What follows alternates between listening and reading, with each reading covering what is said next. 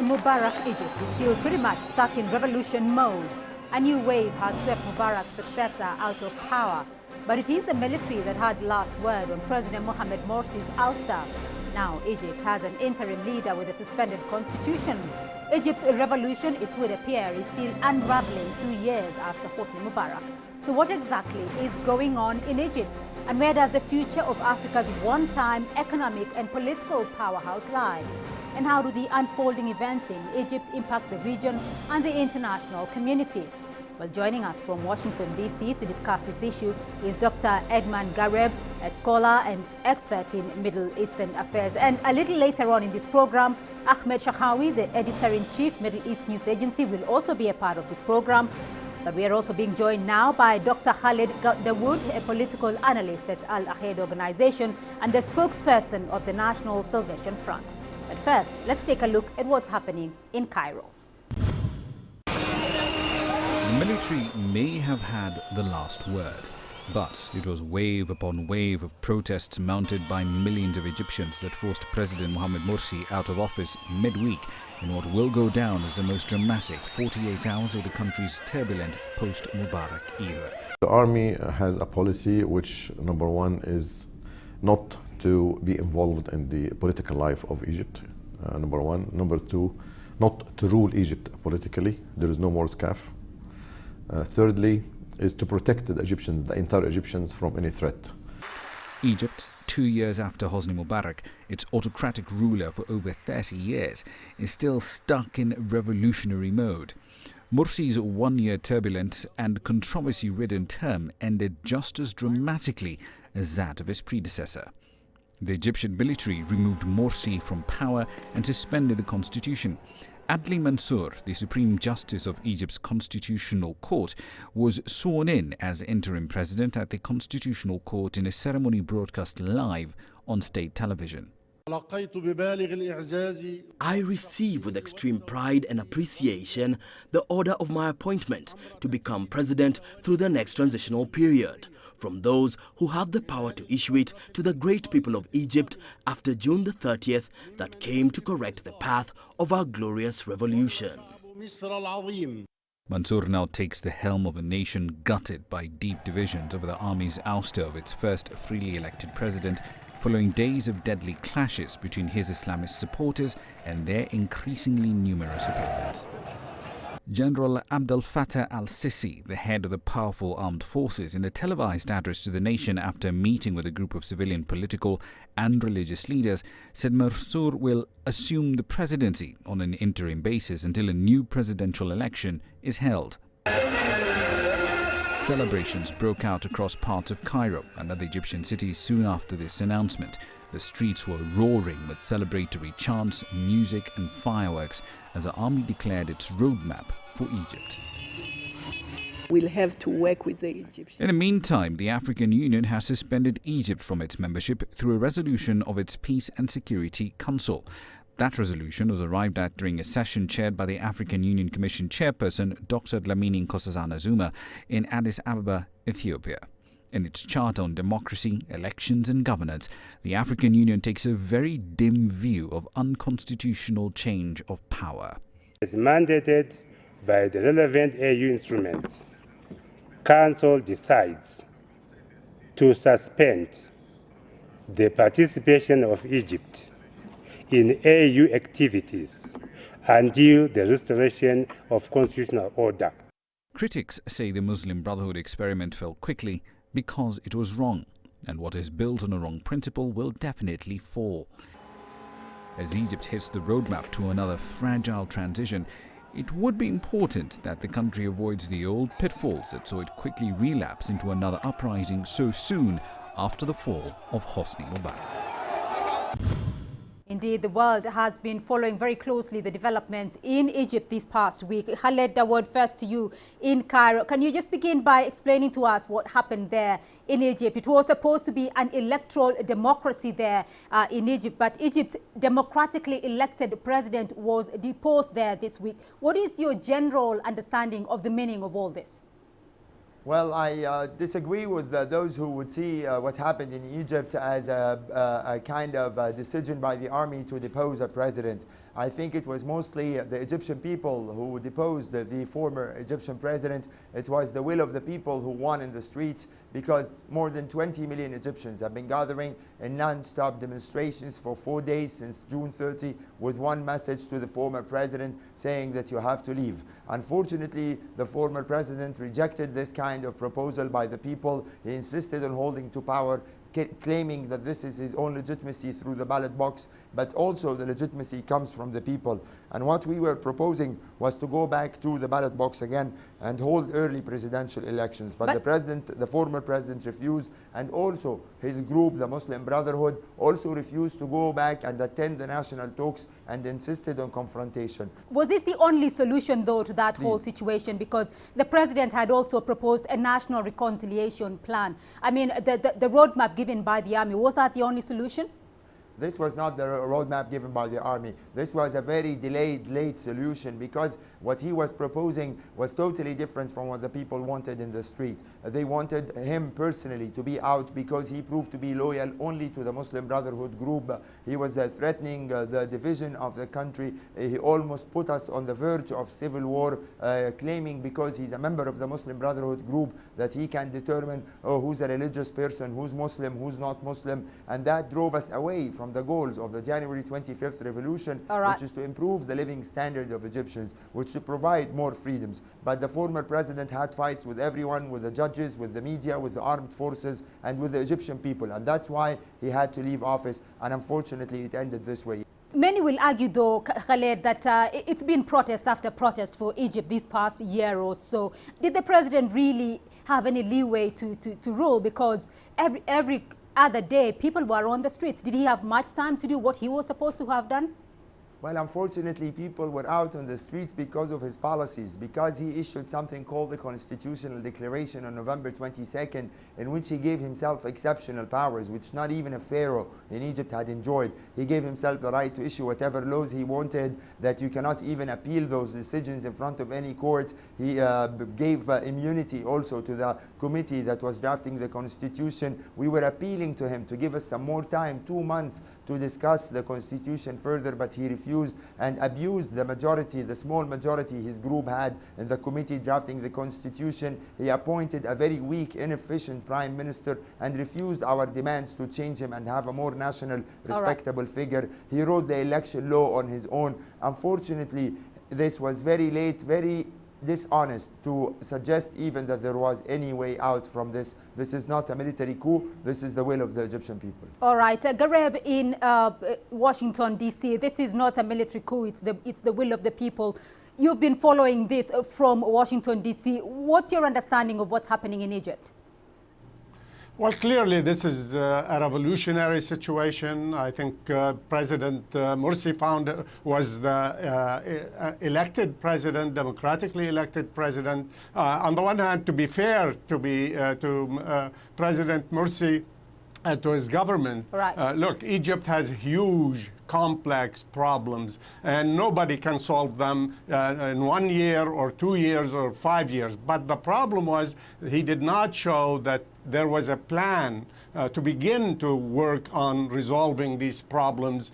What we see in Egypt, that increasingly, maybe one of the biggest mistakes that the government made is that it alienated many people in the opposition. It alienated the young people who, in fact, were the ones who launched the revolution against President Mubarak, which ultimately brought President Morsi to power. He did not take into account the interests of the various segments of the Egyptian population, and he tried to, what's even more dangerous is that he tried to impose his own party on various institutions of government. All right, Khaled in Cairo, just give us an understanding of Egypt's democracy at this point now. Where does this whole situation, though, leave Egypt's democracy? Where does the power lie now that the constitution is prorogued? The Chief Justice, the head of the Constitutional Court, was sworn in as a temporary president for a transitional period of 6 months. We hope during this period of time we will have a committee that will draft a new constitution and also start national reconciliation, and equally important to appoint a new prime minister who has strong experience in economy to be able to handle mainly the economic situation and the deteriorating security situation. These are the two main issues that the average Egyptian needs: security and the economy. So we hope to work on all those levels at the same time, and within a very short period of time we look forward to go back to the ballot box again. But let me tell you, I agree with Dr. Edmond Gharib that Egypt has so many problems, but the problem with the former regime, with former President Mohamed Morsi, is that he divided the country. In order to move forward in dealing with your problems, you have to unite the country. You don't have to use the religious language that he imposed on the entire country. You cannot threaten like those who disagree with you in opinion that you are going to close down their channels, or claim that it's only Christians who oppose President Morsi. These kind of language threaten the future of any country, and that's why the army had to side with the will of the people together with the other national forces, including some Islamist forces such as Al-Noor Salafist Party, which also has a lot of credibility in the Egyptian street. That question about uniting the entire country and reconciliation. Now, what is going to happen though to Mr. Morsi's supporters, because he has an Islamic base support there? What are their options? What is going to happen here? We issued a statement by the National Salvation Front, the coalition of nearly 11 political parties from left to right, basically extending and confirming our commitment to have a democratic Egypt. And we said that we have no plans of whatsoever to exclude anyone. The Muslim Brotherhood is a big political party. They have a lot of support within Egypt, but not the majority. We offered them to come back and work with the rest of the Egyptians to prepare for new elections. My main concern, my main fear right now are threats of violence that are coming from their side. To hear some of their leaders saying that to defend Morsi and die for him is like martyrdom for the sake of God. This kind of language is totally unacceptable. You cannot kill an Egyptian and consider yourself to be a martyr. I hope that they come together with us and work for preparing for new elections in which they are going to compete and take part. We are not closing down the Muslim Brotherhood Party or preventing their candidates from taking part in elections, because we are not going to commit those mistakes. We are committed to the targets of the Egyptian revolution: bread, freedom, and social justice. All right, Khalid, just one more question there for you, though. You talk about Egyptians now ready to go back to the ballot box, but for a civilian president, another civilian president, will they really be able to rule? How possible will it be for them to rule when there is the army lurking in the background, and a similar situation that has befallen the former President Morsi could, befall them as well? Well, of course, it's a major concern for anyone who knows the Egyptian politics very well. I'm not trying to make heroes out of the military, but again, I read their statements directly as they mention it. They said we are not back for a political role. We are back to protect national interest and to protect the lives of Egyptians. The former president and his supporters put us at a position of a near civil war. They were threatening with weapons, with knives, and they have attacked several demonstrators, whether in Cairo or in Asyut or in Bani Suef or in Fayyum.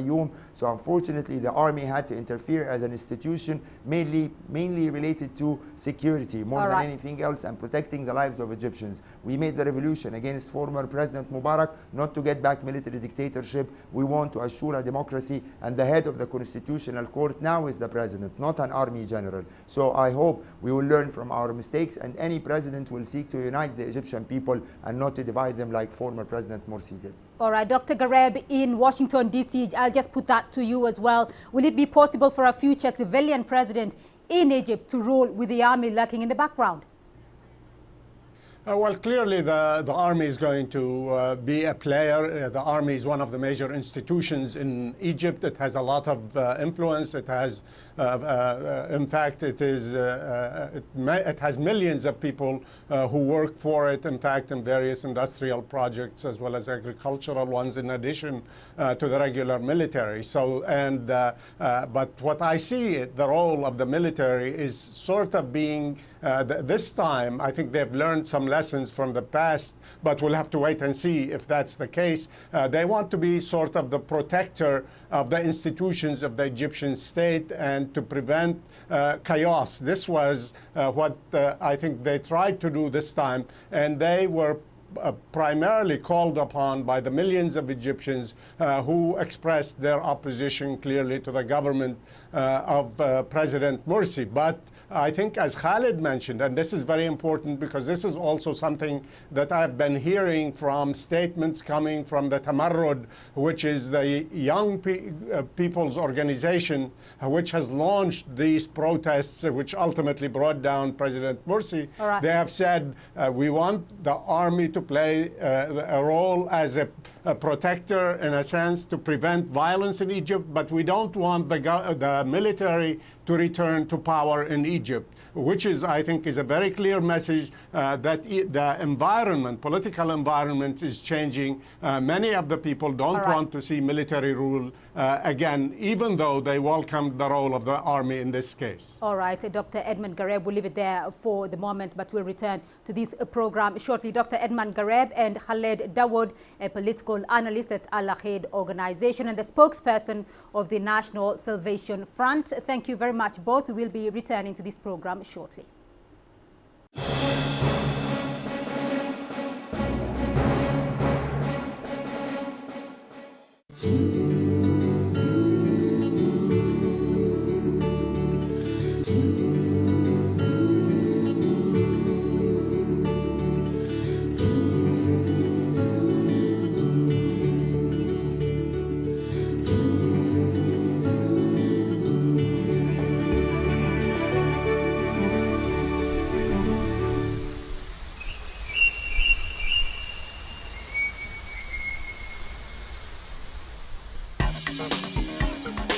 An ancient land, ready for change. And I'm proud to be a woman. How this all works. Tradition and modernity. We can't be strong to prove that we can do it. We give them life. Hopes and challenges. We bring you the faces of Africa.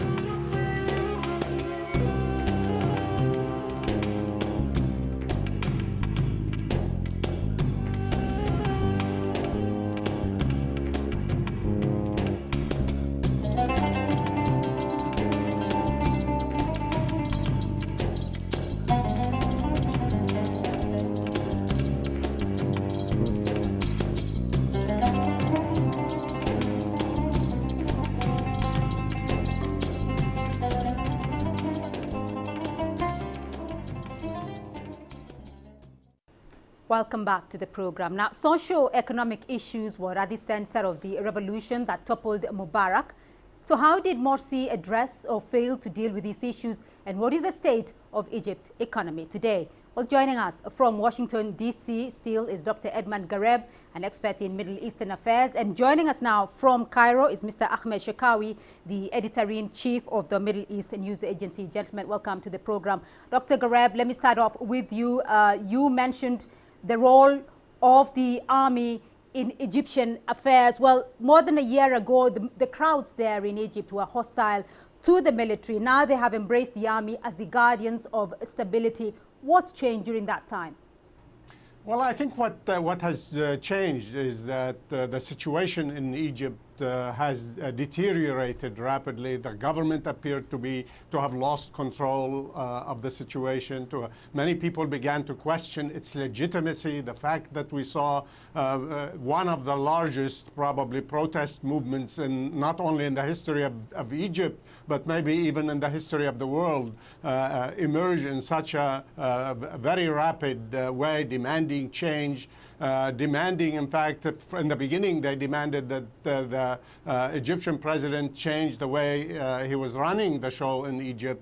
And as a result of that, I think that put a lot of pressure on the army, which sees a role for itself as the guarantor of Egyptian stability, also as a guarantor of the survival of the Egyptian state and its institutions. Egypt has historically, as you know, has had several institutions. The military is one of the important institutions historically of Egypt. So is the Foreign Office, the diplomatic corps, for example, the bureaucracy, the judiciary, the religious institutions, the Al-Azhar, for example, and the Coptic Church. These have been very, very important institutions, in addition to some of the non-governmental organizations and the political parties. So that's why many people felt there was an erosion of these institutions taking place, and that's why I think we saw this dramatic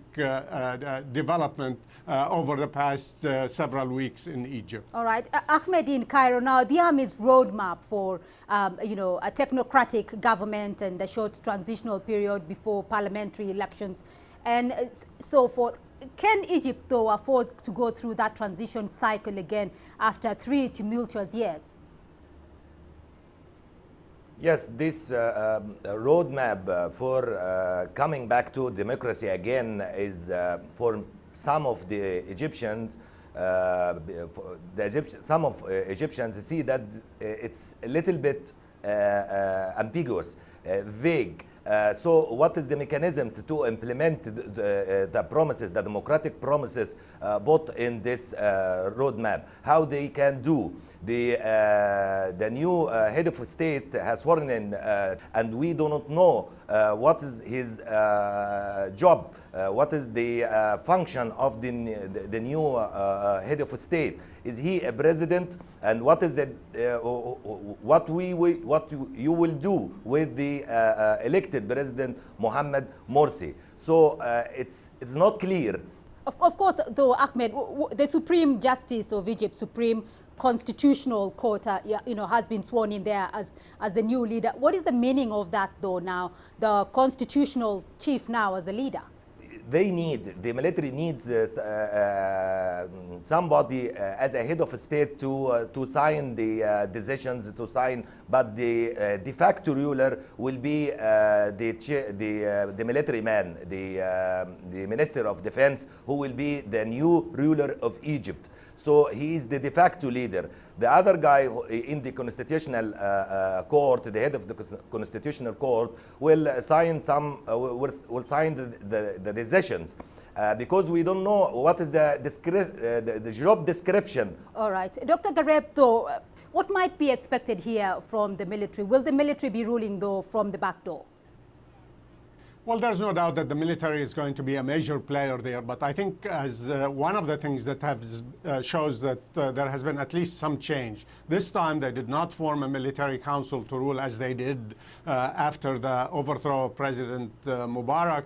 What we have seen is this appointment of the head of the Constitutional Court as a temporary executive and to oversee oversee the transition period. And I think this is significant because the court, the head of the court, is the Constitutional Court, actually is important because it sends a message that, first of all, this is a civilian. He represents an institution that has been, is an independent, historically has been somewhat independent in Egyptian affairs and is respected by many Egyptians. The judiciary and the independence of the judiciary has been something that's been extremely important for most Egyptians because they have played a role sort of putting some checks and balances and checking the balance between the legislative as well as executive authority. So in this sense, this may be a good beginning or a good sign, but we'll have to wait and see what role do they really play. Are they going to rule behind the scenes, or are they